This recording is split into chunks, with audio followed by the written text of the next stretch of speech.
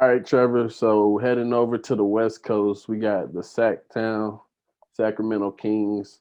They had a little bit of movement going on in the during the season and um in the off season too. So looking back on this past season for the Kings, what you got, man? So for last season, I give them a D. I I think that they're just continuously on this treadmill of not being good, not making it to the playoffs. They haven't made the playoffs in years. I forget the exact number, but it's a long time since they have been to the playoffs. So I think it's a D. They continue to do Sacramento King like things. In my opinion, trading Tyrese Halliburton, I think that I wish that they could have kept him. I think, in my opinion, I think that they were really trying to get Buddy Hield off, and Tyrese Halliburton was kind of collateral damage. Also because they're trying to they have a lot of guards. I mean, they have or a lot of wing players. So they have Harrison Barnes. They just got your one of your favorite rookies from last year from Baylor. Um, David. and I believe that they got another guard in the draft.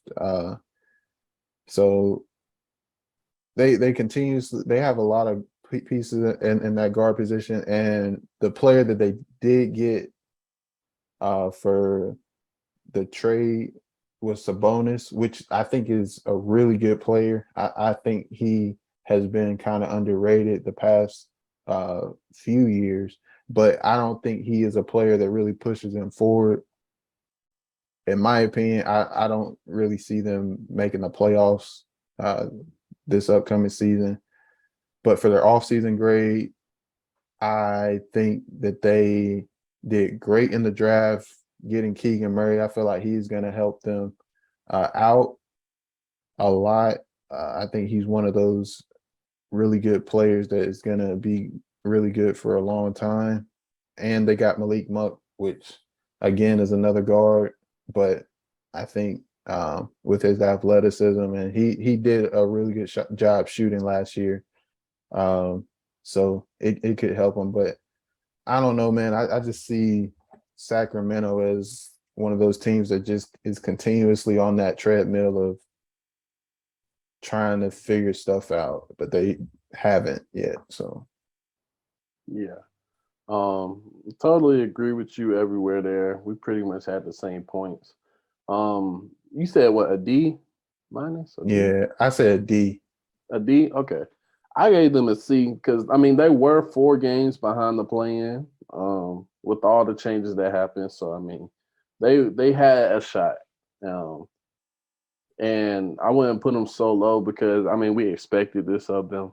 The reason I gave them a C is because they did make some moves, and I feel like whenever you make moves, it means you're willing to try and figure something else out. Um, so with that being said, the Sabonis trade, I was a little bit questionable about why they chose De'Aaron over Halliburton because I did like Halliburton's game a little bit more. If they were going to pair somebody with Sabonis, I probably would like Halliburton with Sabonis more. But De'Aaron Fox is still a great point guard. I feel like we don't really think about him much more since he's been drafted, and a large part of that is probably because he's in Sacramento. But you get Sabonis, you move off of Buddy Hield and Tyrese Halliburton.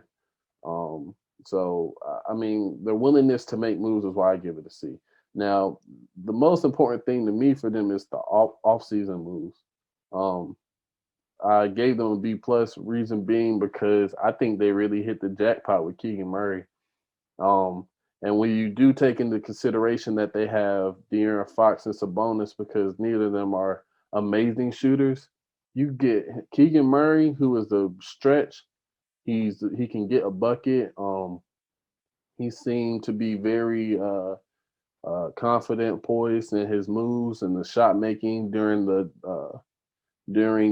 summer league. And when you have a playmaker like De'Aaron and an inside presence like Sabonis, I feel like it's going to open up for him. Also, getting Malik Monk. If you remember, De'Aaron and Malik Monk played together at Kentucky, so they have that kind of chemistry together, which I think is a sneaky good signing, especially after Malik Monk for having this kind of coming out season, playing with the Lakers on a big stage. I feel like if he can bring that to Sacramento, you get that, like I said, that chemistry with him and De'Aaron. And you also add another shooter. Since you did lose Buddy Hield and Halliburton, a guy who's not afraid to take shots, a guy who's, like I said, pretty athletic, can shoot. And I feel like when you surround that around Sabonis and De'Aaron Fox, then you're kind of starting to get a little something. For the reason of hitting, in my opinion, hitting the jackpot with Keegan Murray and pairing Malik Monk back with De'Aaron Fox, I give him a B, probably a B, not a B plus. I don't think either of those players are like superstardom, but a B because I think it is a good move and it can start a little something which Sacramento definitely needs. So um, that's how I view it, in my opinion. Yeah, no, I definitely agree with you on the off season. I gave him a B because of Malik Monk, and you bring up a good point. I thought about that as we were going over the Kings Hmm. with him pairing back with De'Aaron Fox Yeah, that and literally how just came to my mind. yeah, and the success that they had at Kentucky. But Keegan Murray, I agree with you there. He did great in the summer league. I think he was a player that not many people paid attention to outside of NBA circles in college. Yeah, But I think he's going to help them out a lot.